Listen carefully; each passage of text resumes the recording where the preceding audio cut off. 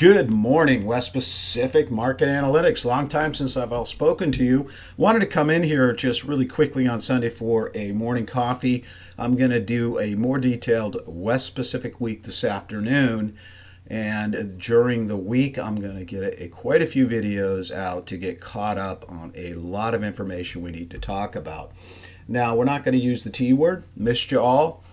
Thank you for tuning in. Going to get back to a regular scheduling here, trying to get information out to you as we move forward here. So I just wanted to say hello, wanted to put out just this quick video. I've also been taking a break. I've been really busy on our member site over on our Discord platform. And again, if you want to talk to me about that, it's at destinytrading@gmail.com. Always feel free to get a hold of me, including if you've got any questions about potential positions you're holding or decisions you might want to make relating to anything you're involved with. From a trade perspective, I'd be happy to give you my look at it if that would interest you. So always feel free. I'm here and available. My whole focus is to help others win in this life and to help them be clear on really how all of this works. And I've come a long way here in the past couple of months. I'm going to tell you that right now. And I'm very thankful for everything that I've been gifted, because I think so few understand the next 10 years. And it's going to be really important. So let's not waste a lot of time, because this is just a quick in and out. But I wanted to say hello, as it's been a while since we've talked. Again, just quickly, the disclaimer here, these updates are for educational and entertainment purposes only. So please read it. Now, let's go here. Over here, let's take this off. No need to have that there. Let's go here real quick with my members, because I think this is important. I really think this is going to be part of what is coming. And so let's go down here into our member chat. And I put this up right here this morning, okay? This overheard in Germany's medical device sector on China. In my sector, they look at the price point of the market leader and sell for roughly half of that. Europe is not prepared for this hyper competition. Okay? So, I mean, if you look at the auto plant that BYD is building over in China, the size of the city of San Francisco, it is the most modern, incredibly beautiful factory I think ever has been built on this face of planet Earth. And I think this competition that is going to come out, we can ignore it, right? We can say, hey, we don't want China cars, we don't want this, we don't want China medical devices. But then China will say, fine, we won't buy your products. I mean, I truly believe that this trade war is going to grow so much worse. And we're only going to be shooting ourselves in the foot, obviously, by not buying these China products, because we can buy them for so much less than what they can be built for in Germany or Europe or France or America. But the problem is, where are the jobs going to go? But then meanwhile, we've got them cranking out AI, and that's going to destroy all the professional white-collar jobs that involve working on a computer. And now we've got China here that can destroy all the jobs working in a factory. There's no way we can see the next decade being easy. And I see it because of AI and because of this hyper competition factor in China as being very deflationary. And when it becomes very deflationary, that's when the long model I've been working on in the 16 years of the West Pacific Stream Project, this is one of the models. And this is called M equals A. And what it is price starts down here at A, right? You see it here? A, B, C, D, E, F, G, H, I. So you see how we get these series here of twos, right? We start at A, and then we got the B, C, and then we got the D, E, and then we got the F, G, and then we got the H, I, and then we come up here and we hit J. I need to update this. This is an older model. This is not current. This is probably from about 3 years ago. And then I just updated this a while back because I thought December would be the top, and it looks like it was probably November. But we're here. This is it. This is a D top. This is a massive megaphone. That puts this down here in play below the C low of 2009. Now, I know it's hard to fathom, and I myself can't believe that we can go from here to here. Now, this could take a decade.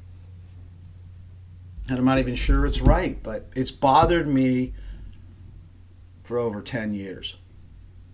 And so we're going to keep it in the back of our mind, and I don't mean to get too into it, but I think it's very important because this pattern fits another pattern that is part of this idea.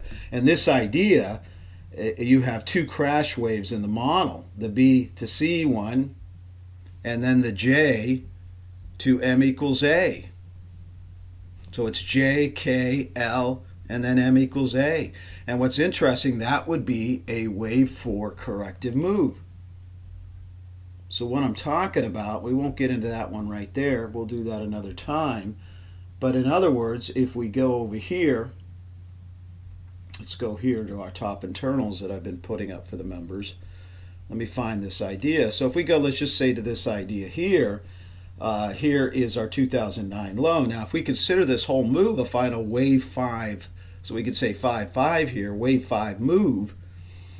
It's not it's a wave 5 of this whole rally, right? 1, 2, 3, 4. So actually, this 2022 low was the wave 4, and now that's why we had this final pop out. And I didn't see that count. I kicked myself, but yes, I've made some failures here in the past, and I absolutely.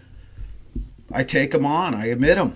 But at the same time, I think sometimes that if in solving the code, that if these failures had to happen, it's like everything. You look at the physicists that are studying everything out in space, time, and the universe, we can look back and say, hey, well, he got it wrong. Well, he got it wrong. But all of that theory advanced us forward to proving that, what? They're all right, even though some of those failures along the way to proving the overall idea. So in other words, what I think, if we come out of here in this corrective move, and this being a wave 5, but it's not a wave 5, because what this is this whole move, I think, out of the 1932 low is a huge, giant wave 3 in the 300-year cycle. So we're going to now see a wave 4 corrective move. That is part of, and this whole move that's going to be corrective is the 1932 to 2025 top, and then a decade long. It could be decade. It could take that long corrective move. Now, we'll talk more later about where the low is. I could see where that is, but it's more important that you understand how to trade it. And then after that low, we are then going to have one more rally to a final high, which will be the final 5 high, I feel, around 2076. And the reason I say that is because that involves what I call the cycle of democracy. And the cycle of democracy dictates that we end in 2076, 1776 to 2076. Typically, a democracy only lasts 250 years. So when we get to 2076, I think America is going to make it 300. As it's interesting because I think time has stretched in this whole sequence. Because even here, when I go back to this model that I was just showing you, there's some time factors in here. For instance, it's normally 15 to 17 years to go A to J, and it's taken a lot longer than 15 to 17 years, right? The A wave was in 2002, right? So we take that out 10 years to 2012, and we add in 7 years, right? That should have taken us out more into here, the 2000, 1, 2, 3, 4, 5, 6, 7, right? 2019, 2020, we should have had the top around here. And this confused me because the rule was 15 to 17 years, which really would have said that this 2020 top should have been J. And that's why this whole sequence since 2020, I kind of really was blinded. And I've learned a great lesson here. I was blinded in thinking this was J when it was only H. This is J. That's right. It's extended. So extended basically here 5 years. Normally it would have been done. But what I'm thinking is that when we talk about time, time is an interesting thing. Everybody that's into, obviously when we look at time, and time is scripture, and we have an individual like Jesus saying, well, it's my time. I control it. God controls it. You never know my time. I'll be like a thief in the night when I arrive. And when you think of God's time and his creation, look how immense it is. So it's important that when we look at time, that I'm realizing that. And I've learned a lot about making this mistake. This growth path in the last 5 years for me has been game changing in so many ways. And I'm not here to get into that, but it's just been game changing. So what I want to do with you when I come back is we're going to get into some of these other models in the West Pacific week. And let me just finish this off. Here's Google. And, I know when you look at this stuff on the video, sometimes it's hard to understand. Remember, this is all mathematical code that's plugged into the software. I don't draw any of this. Other than, when I write in this put this line in here, draw or circle, extend out. You see here this big curve that I call the directional circulation, right? I extend it out because I want to see its curvature into the future, because by curving out the directional of circulation and taking a look at its companion here, the momentum of circulation, and the two of these form what I call the V channel. So here, over here is our V channel rising up. This is our velocity channel, which is a measure of the velocity of the momentum of the liquidity. Now, it's not measuring the actual liquidity, it's measuring the momentum's velocity. Whereas the blue here is the actual liquidity. But the liquidity is a little bit different and quicker than the momentum. The two components are coded into the math of the model, and they react differently. And I'll tell you what, it is taking a lot of back testing. In the last 5 years, the back testing of theory is game changing. It's absolutely game changing. If you follow along with me, you will be amazed, and I'll help you to understand it. So you can see here's our V channel. You notice this bear cross right here. And now the V channel is collapsing. This is not higher, folks. This is it. This is the top in Google right here. If you own Google, please sell it. And the reason this is the top in Google, and what this said is, and I didn't even see it, and I'm sorry. I mean, I was looking at Google, let's say back here, right? And the V channel was above. But I didn't understand that the rule of the model, because everything is rule-based. Everything. It's just like if we go back to the Old Testament, there was only two things that mattered. There was no love, there was wrath, and there was law. And this is the same thing. This is the code. Just like when everything was written in Scripture, it's a code book. It's a law book. But it's a law book of creation. And it's the same thing that works here. You have to apply these rules in the same way. Because that's how all of creation works, including everything economic. It's mind-blowing, and it's changed my look of life, how I see. It's changed everything. I should write a book about it. It would blow your mind. So in other words, since this fell out of the V channel, and you notice it could do that because velocity collapsed, but the V channel stayed above, and then you're down here and you're looking at it, forget that it ended up going here, and you're saying, because this didn't exist, right? Block all that out, and you're saying, well, does it eventually have to go back up here? Well, guess what? It did, didn't it? It did.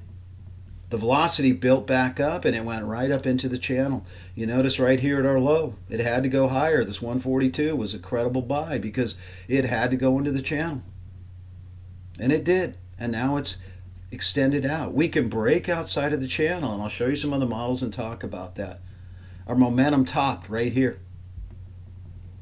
And it's now exhausting. So this next we got to see. We got to see the actual, here in blue, the velocity of the liquidity or the fund flows. as capital flows coming in, we now need to see that reverse. You see here how it reversed. You see how here how it reversed, right? Here's this big rounding top. Here's this big rounding top. Here's this rounding top. And you see here's this rounding top. So this has got to change, but it will change. Price will probably stall up here a little bit. This will begin to roll over, and then price will drop back into the V channel here into 2026. Come back down, right? So it'll probably do what I'm seeing in the overall model, form a head and shoulders top. Here's your head, you notice, here's your shoulder. So if we drew a line out here, I need to extend this model out. That would be the top of the shoulder at 208, and that would be the neckline at 142. So most likely we're going to come down. We might test the neckline. We might break the neckline and set up a bear trap. So this will now come down, and then we'll get a bounce back up. And that will then complete the first sequence down and up, and then we'll have a giant head and shoulders top, and then we're going to break down, heading out into 2027. So Google could actually act like a very good roadmap for the overall market, because even as of recently, I didn't even see, all of a sudden I wasn't looking at Google, and you got to be looking at the great model, and I should have been looking at it, because Google to me seems like the best way to call this market now, because you notice it had to do this final rally, and this final rally was also a wave 5 rally, and we'll talk about that, but that's enough for now. It's a little bit too long here for a morning coffee, and I need to get going, but I'll be back at you, so tune in, and it's going to be real interesting. Appreciate your time. I really do. Thanks for tuning in. Glenn out.